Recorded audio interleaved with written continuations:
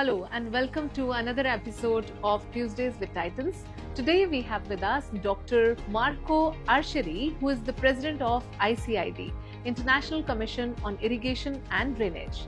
Dr. Marco brings along 3 decades of his experience working in the agriculture sector, specifically on irrigation and drainage. He has also been a permanent observer to UN agencies, and his involvement in various key initiatives like WASAG, one of the prestigious program of FAO, water scarcity in agriculture, and has also been part of various important initiatives of World Water Council. Let's hear from Dr. Marco. How had his journey been in the agriculture sector, and what is the focus as far as irrigation and drainage is concerned when we talk about increasing water use efficiency? Hello, Dr. Marco. Pleasure having you here on Tuesdays with Titans. It's my pleasure. Thank you. Good morning to you. We will be happy to know about your journey. Your career, I believe, spanned over 3 decades, starting as a researcher, and today you are the president of ICID. So we'll be really keen to know about your journey. I graduated almost 30 years ago now. After the graduation, I thought I wanted to see a little bit more, to understand a little bit more what was happening outside of Italy. And so I applied for a PhD, international PhD. And during my studies, I went through several countries: Spain, Morocco, Tunisia, and the Netherlands. One of these was the Netherlands. I was in Delft, IHE Institute of Delft, and I was having a master program there. And I casually met one of the professors of this master course was Professor Laszlo Haid, which was at that time one of the leaders of the ICID, International Commission on Irrigation Drainage. Actually, he brought us to a workshop in Groningen, and that was my first contact with ICID. So I was curious as I am. I started to see what is this organization, how does it work.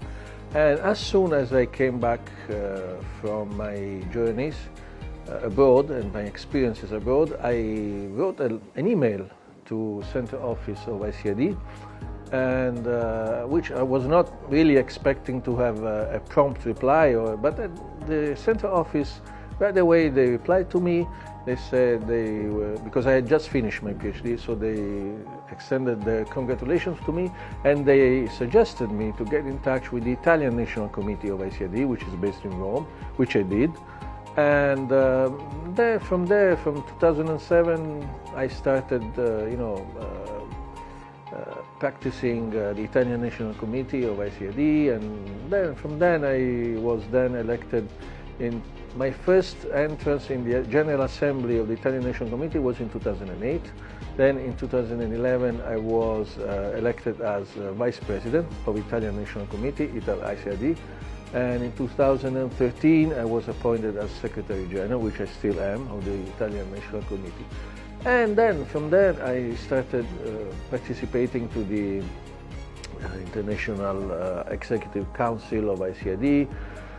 And now after many years, in 2018 I was candidated for the Vice Presidency. I was elected, and after that in 2023, just last year in India, in Visakhapatnam, I was elected as President of ICID. I am the first Italian President of being elected of ICID, so it's really an honor and a pleasure for me as Italian, of course, to be the president of this very prestigious and important, worldwide recognized international organization. So I could say that it has been a very fascinating journey. It's been a long journey, but it was worthwhile. Great. So like I said, almost 3 decades in the agriculture sector, working towards irrigation and drainage on various prestigious research projects. So what were the key learnings which you had, as you have an experience of working across various countries? So what were some key learnings which you feel can be applied globally when we talk about agriculture water management? Important thing is my experience taught me that there is not a single bullet approach to solve a problem, and especially in this case in order to increase water use efficiency and the optimization of water use. You have to be always well aware of what is the environment you're working in. And when I'm talking about the environment, I'm also talking about the cultural environment. The same solution, the same approach doesn't always work in different countries.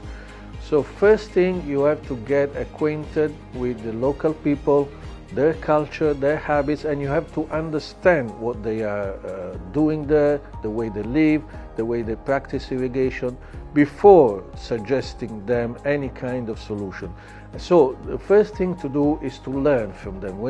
This is my lesson. When I was abroad, I was always very keen to learn from them, to see how the way they were living. And the way they're practicing agriculture, because the agriculture they're practicing in India is completely different from the one we have in the Mediterranean, or we could have in Western Africa and so on. Even though they have the same problems, of course, but different approach. So first thing is to learn and be curious. You have to be curious to learn from this kind of practices and from this kind of environments, what is the approach they have. And then you can teach them. Then you can try to share with them the experiences and transferring to them the up-to-date solutions to optimize water use and in order to increase water use efficiency. And I'm sure policy interventions are equally important. Of course. And the policies are different for different countries.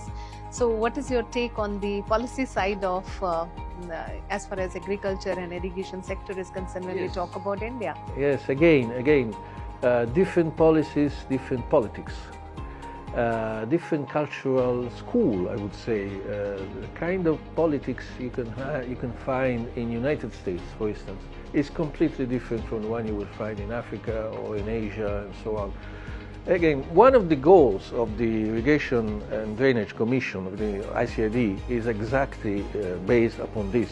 We are trying, with our national committees, we are based in about 100 countries, and most of them are all of them are dealing with irrigation and drainage issues. And by this partnership, with this membership, we cover about 95–96% of the world total irrigated area. So now we have some of them who are active, some of them might be in standby, depending on the political situation. One of the major goals of our organization is exactly to give and offer advice to national governments. This is carried out very well, I could say, in some cases in an excellent manner by our national committees, who are, most of them, I could say maybe 90% of them, are based and run by the governments of these different countries. For instance, Italy, Italian National Committee is fully supported by the government of Italy and by the Ministry of Agriculture, but in some cases could be, like in China, the Ministry of Water Resources and so on.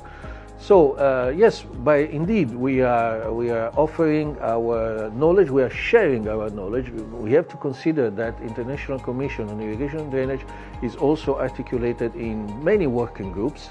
We have more than 300 professionals coming from the academics, from the research center, research institutions, extension services. So it is a very significant bulk of professionals which offer, by means of the participation of the national committees, we are trying to offer solutions. At least we try to advise the government. In some cases, I could say we are very much productive in this way. We succeed on this respect. In some other cases, it takes more time. This, of course, again, depending on the kind of approach you have to have with different kind of policies or politics. So one of the roles you already said about ICID is giving advice or sharing knowledge.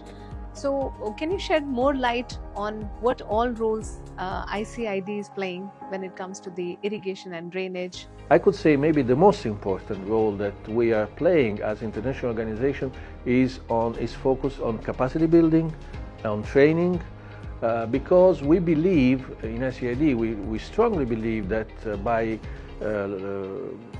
creating new leaders and helping them to grow from the professional point of view, from the scientific point of view, will only improve, of course, the level of the governments that these young officers, many of the young officers that we are dealing with come from the governments actually.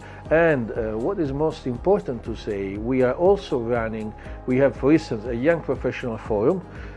With this young professional forum we gather young professionals from all over the world. Also as ICID, because of the linkages we have with our partners, specifically, most importantly, I could say FAO, IMI, International Water Management Institute, ICARDA, World Bank, Asian Development Bank, African Development Bank, many institutions, both from the financial point of view and the technical and scientific point of view. Thanks to our linkages with all these organizations, we are part of a very important, I think, network of organizations. We are able to offer full support, economic support, financial support to these young professionals who from time to time, maybe at least I could say once a year, are invited to come to our international workshops, to our congresses and conferences, so they learn. They participate, they are supported, their air ticket, accommodation and wherever, and they are supported. So again, knowledge sharing, especially capacity building, training, I think these are the most important objectives we have as international organization. You spoke about young professionals, you spoke about the platform given to the young professionals and discussing and sharing knowledge base with the young professionals. So what is one advice which you would like to give to these young professionals who are either entering the space of environment, water, irrigation, agriculture, or who are wanting to be contributing somewhere in this sector? Well, I would be too ambitious to be the one who gives advice, but anyway, I can talk on my experience.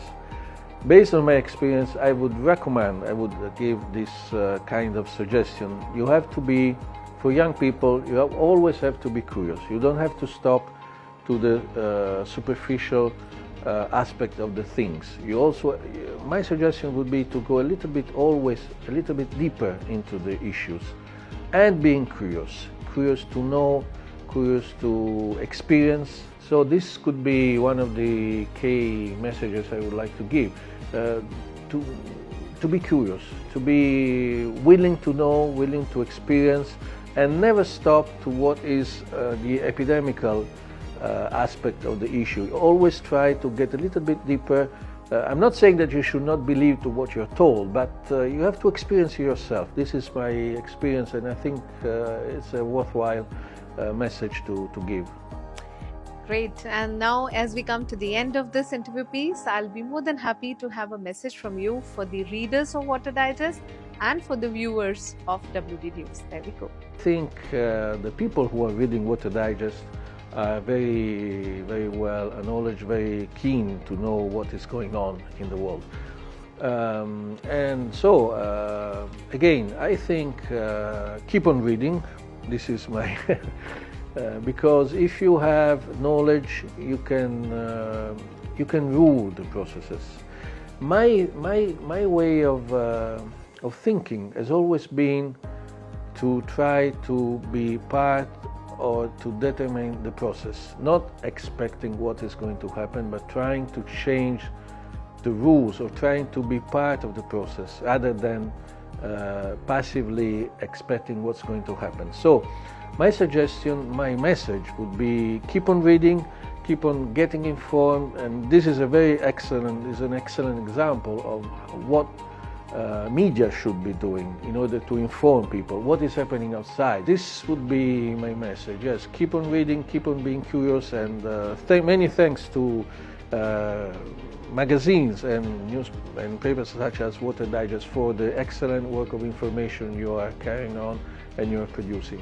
Thank you so much, Dr. Marco. Pleasure connecting. Thank you so much. Thank you very much. It was a pleasure for me as well. Thank you.